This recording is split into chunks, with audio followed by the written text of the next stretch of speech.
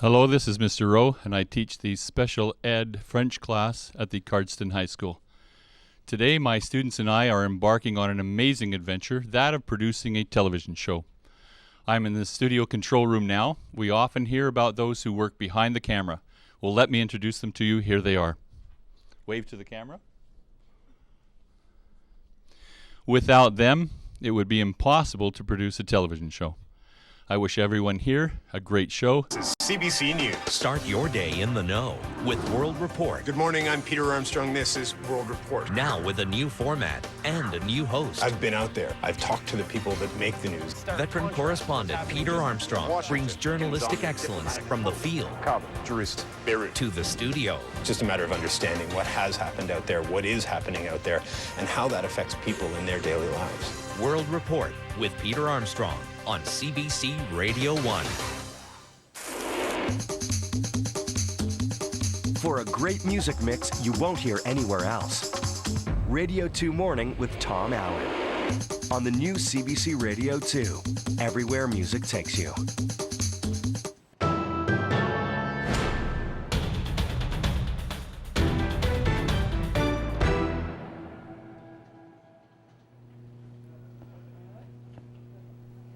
Hello everyone, this is Rhea Polonchuk. I'm standing in the studios of Radio Canada's Centre de l'Information in Montreal.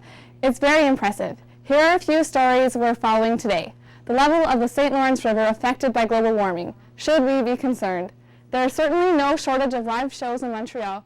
The city's new entertainment district is busier than ever. Our arts reporter Jessica tells us about the events to watch for, and we'll talk to journalist Michel Gobu about the multiple facets of his profession and the challenges he faces. And now I pass you over to the show's regular anchors, Andrew Chang and Jennifer Hall, who wanted to wish us good luck. Go ahead. Hi everybody, welcome to CBC News Montreal. It's a pleasure for us to hand over our anchor desk to your group. Today you will get to do what we do every day, put together your own version of CBC News Montreal. And you'll get a real feel for what it takes to put a newscast together. Now during this workshop you'll walk a mile in the shoes of reporters, cameramen and editors, and you'll get a feel for the kind of teamwork you need to really take a newscast to air. So good luck on this adventure and have fun. And we'll see you at the end of your show.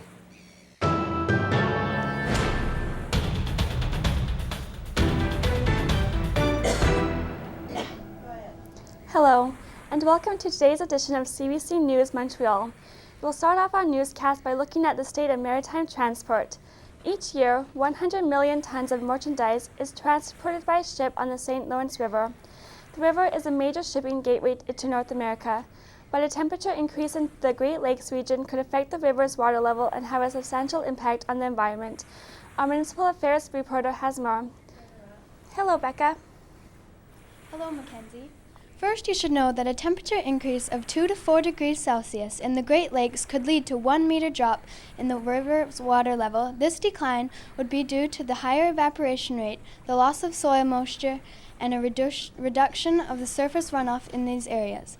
Because Lake Ontario is the main water source feeding the St. Lawrence River, experts predict that the average flow could be reduced by up to 20%. And how will that affect maritime transportation on the St. Lawrence? To find out, I'm here with Brittany Hunter, a hydrologist, Environment Canada. So, Ms. Hunter, what are the potential consequences for maritime transport on the river? First, you should know that for each 1 centimeter drop in the river's water level, ships are obliged to transport 6 fewer containers, or the equivalent of 60 tons of merchandise. Each year, an estimated 100 million tons of merchandise is transported by ship on the St. Lawrence River. Ships would therefore have to carry lighter cargo and make more trips to move the same volume of merchandise. They'd burn more fuel and create more pollution as a result. And because there would be more ships, docking areas on quays would have to be expanded to provide more room for loading and unloading of merchandise. That's a bit worrying. We'll keep an eye on it in the coming years. Thank you very much, Brittany. Back to you, Mackenzie. Thank you, Becca. We'll have to rethink our entire approach to maritime transport. Since 2004, the Radio Canada Communications and Branding Department has held a summer day camp. The activity helps young people learn the ropes of TV and radio production. Tommy Lee has the details. Welcome to this special edition of CBC News. Special because it features young people from the Radio-Canada Day Camp. And you too could make your TV debut by signing up for the camp. For 1 week, the campers film segments, operate cameras, and other technical equipment. Try their hand at being a host, newsreader, or radio reporter, and produce news items for the television. All while getting a look behind the scene of Maison de Radio-Canada. It is an unforgettable experience, as this former camper will tell you.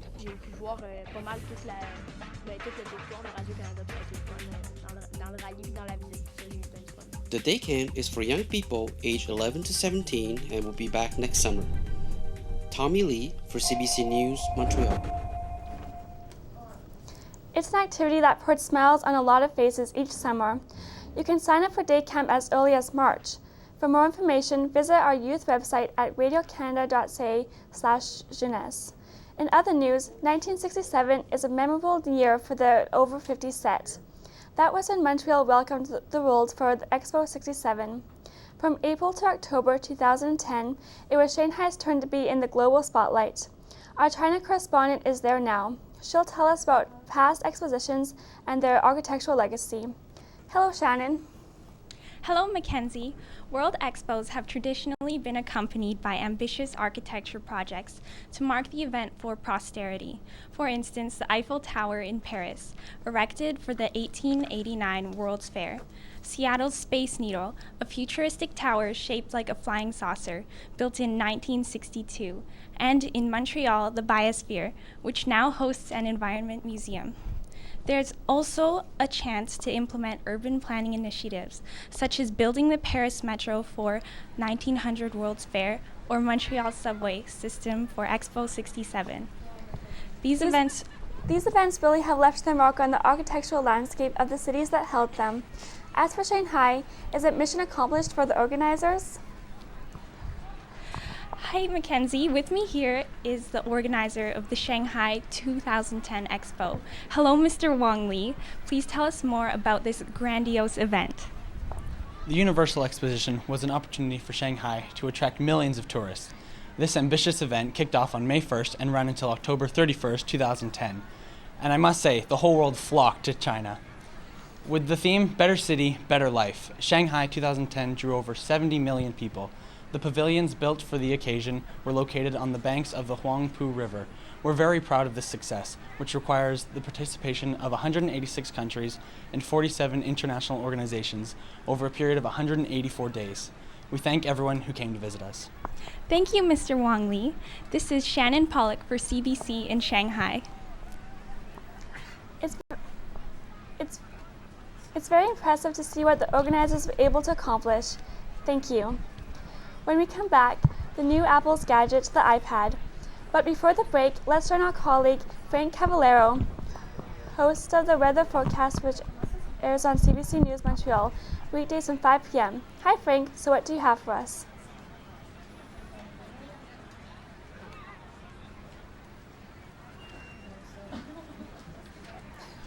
Thanks for that report. I'm Frank Cavallero for CBC News at 6 in Montreal. Every day we work very hard to bring you the latest news stories from here at home and from around the world. My role is to bring you the most accurate weather forecast and the most reliable. You can catch me on CBC News at 6 with host Michel Godbout every evening from 6 to 7. Peter Mansbridge has the National Nightly at 10, and now here's more from my new colleagues.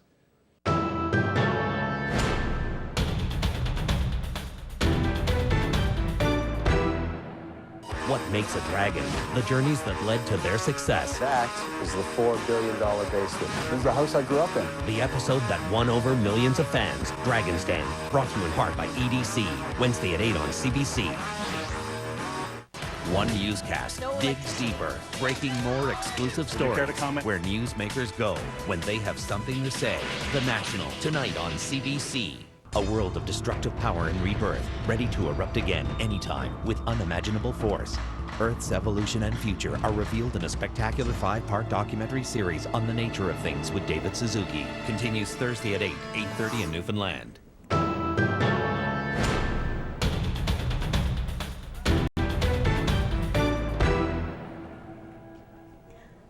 television, iPhones, and iPads are just a few examples of how technology is moving forward at a staggering pace.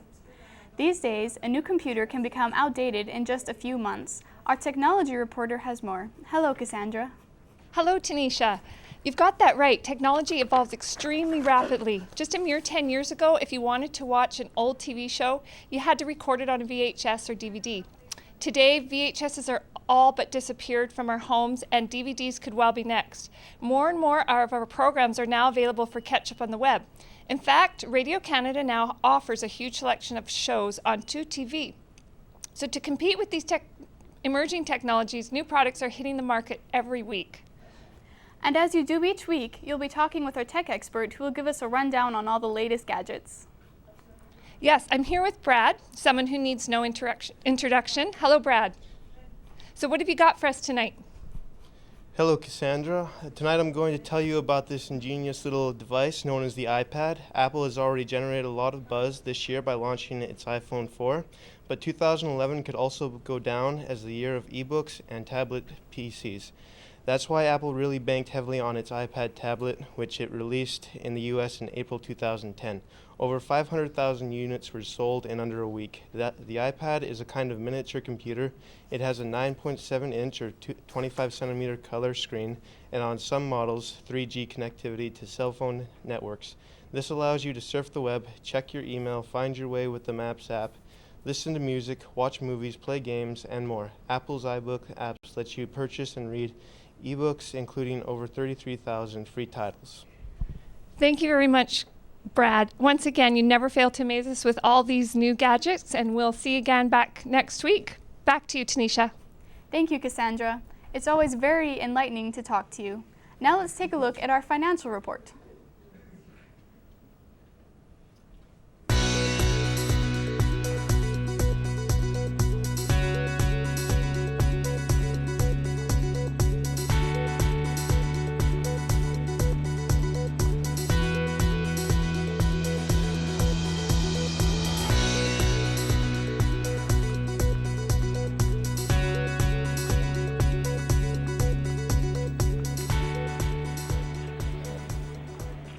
There's a lot happening. There's a lot happening on the art scene this season. We'll get the full scoop with Jessica. Hello. That's right, Tanisha. With the arrival of the entertainment district, the arts are literally right at your doorstep. It's hard to come to Montreal without watching a play, concert, or comedy show. Here are a few events to watch for in our city. There are several events that I'll be going to watch. There are several events to watch for at the Bell Center, including Enrique Iglesias concert on February 17th. Montreal will be the only Canadian stop on his North American tour to promote his latest album, Euphoria, and Disney on Ice will be back during the March break. This time performing Toy Story 3. It's a show for the whole family. Place des Arts has a busy schedule as well. The Montreal Highlights Festival has lots of free events such as Corno Art and Desire 2011 and Autour de la Bolduc concert presented by Radio Canada's Épaisse Musique in Wilfrid Hilaire. The Grand Ballets Canadian will be putting on Giselle featuring the Cuban National Ballet. This ballet troupe has been inspiring dancers and choreographers for over a century and a half. You won't want to miss the performance. And lastly, the Théâtre de Nouveau Monde stage classic plays from the national and international reporters while also providing a venue for complimentary theater. The season's highlights include La Belle et la Bête by Michel Limo and Victor Pilon, Shakespeare's Hamlet, and Michael Tremblay's A Toy pour toujours ta Mary Lou. Back to you. And there's also much anticipated event over Easter weekend. They say it's going to be one of the best of the season. Yes, and all the tickets to Roxy Lang's Easter Bunny concert were sold out within 24 hours. The crowds went wild when the news got out. You can probably hear them right now. The singer had to hold a press conference to announce an additional show. She said she was very touched by the fan response. That's all for now. Thank you, Jessica. We're very happy for Roxy Ling. She's such a talented artist and a really nice person too, which is a definite plus. After the break, we look at hybrid cars. Are they the vehicles of the future? But first, Benjamin Masty, host of Mommy Tao, which airs on CBC North Quebec in Cree, tells us about his show. Hello, Benjamin. Wajek, agonista magawieddegs, nastacim mitino ashkoda magek, nastacig strona. CBC jiwad no dachi moabia mikignat, agot huchada wajabit hiktamach ut Montreal. Nanaka imon habidin, begunza yemenanat, yamagana obstagoya yemenanat. And he made the Bajamon Hagada Beach and the Hio Stitch and the Mabisham ut Quebec. Agada Magwin was it that watch Kodamagek, Wajagomisa.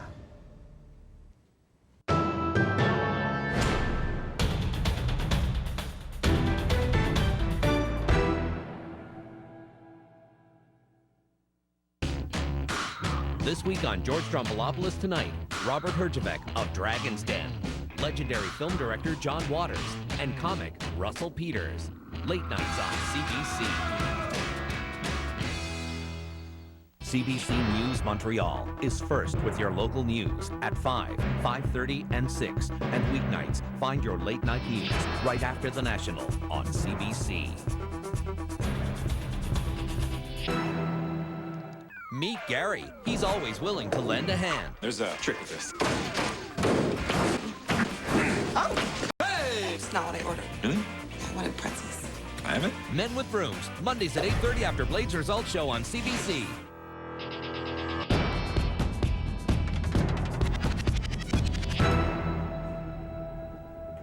Hybrid engines have been touted as the car engines of the future.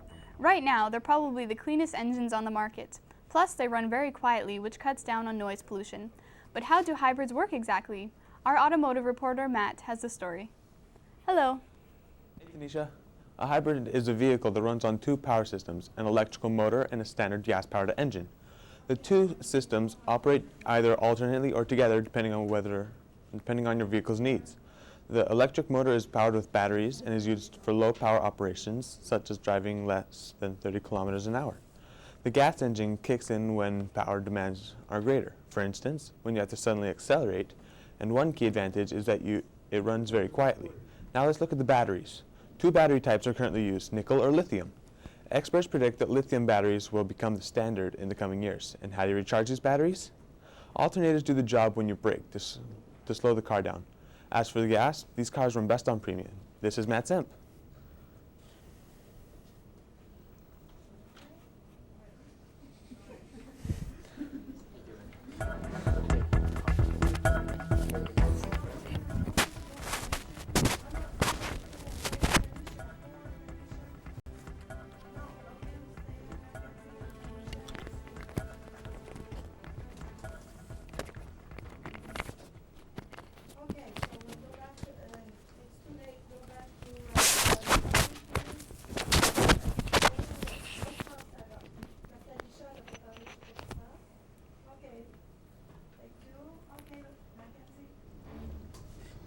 We're now very lucky to be joined. We're now very lucky to be joined live by the news reporter of CBC News Montreal, Michel Gobu, who has graciously agreed to answer our questions. Right now, he's over in the CBC News studios of Canada Now, where preparations for tonight's broadcast are in full swing. Michel, can you give us a brief history of how you came to be a reporter for CBC News?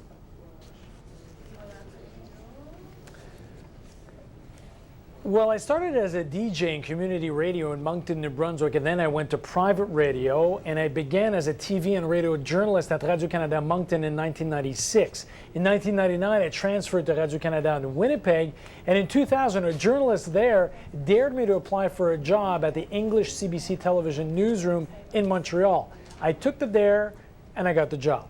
So after being a reporter on the field, I became the anchor in 2005. How did your education prepare you for becoming a journalist and news anchor?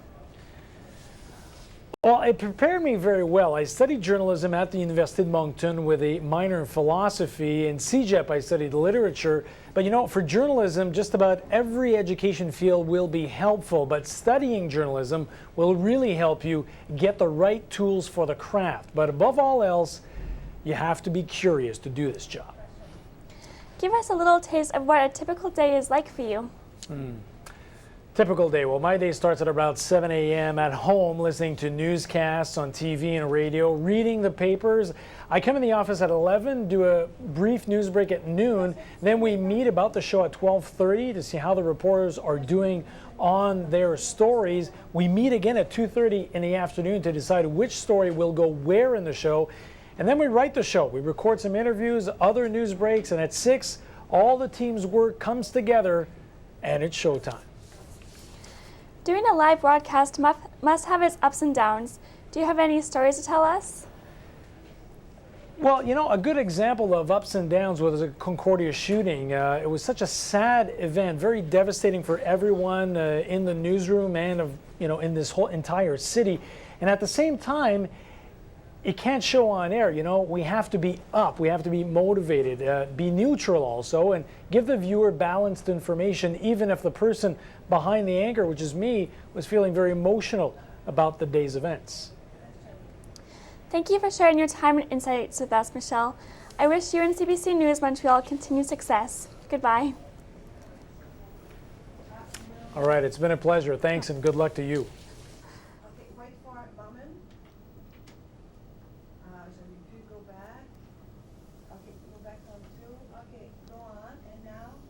And now, before we sign off, here's your local weather forecast. Here's it. How does it look for the next few days? Well, it's definitely winter, no doubt about that. Environment Canada has issued a severe frost warning and winds will be picking up in the late, early afternoons. These winds are the products of Hurricane Maya the Pug, which hit the West Indies yesterday. We know these major hurricanes have caused a lot of damage, especially in the French Antilles. Everything should be back to normal later tonight. Winter sport lovers will be able to enjoy their favorite activities over the next few days. If we look at our map, you can see that temperatures are a bit above the seasonal right now, and this time of year is usually 5 degrees colder on average. And now here's your local forecast. Montreal will be under partly cloud skies tonight with a low of -3. Tomorrow we'll be seeing milder temperatures reaching highs of 0 degrees Celsius and -4 degrees Celsius. And that's your weather for today. Have a very pleasant evening. We'll see you tomorrow. That's our show for today. It's always a pleasure to be here with you weeknights from 5 p.m. Before we sign off, please welcome our two colleagues who have a few words for you. Hi there, congratulations, you made it. We hope the experience is one you will never forget. And who knows, we may very well be working with some of you in the future. Thanks for your visit and good luck.